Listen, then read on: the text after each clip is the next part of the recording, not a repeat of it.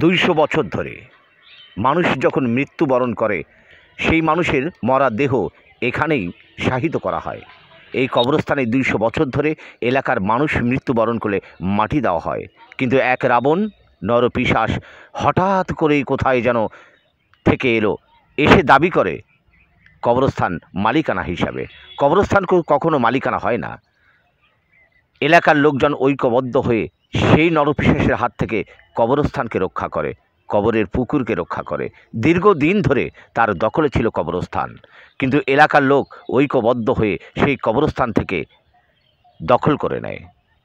এই কবরস্থানে দীর্ঘদিন মাটি দিতে দেয়নি সেই নরপিশাচ। মানুষ মৃত্যুবরণ করার পর অন্য জায়গায় মাটি দিতে হতো। এই কবরস্থান এখন জনগণের আওতায় রয়েছেন। এই কবরস্থানটি রয়েছেন দিনাজপুর জেলার ফুলবাড়ি থানা গৌরীপাড়াতে। এই কবরস্থান মালিকানা হিসাবে এখনও কেস লড়াই চলছে কোর্টে।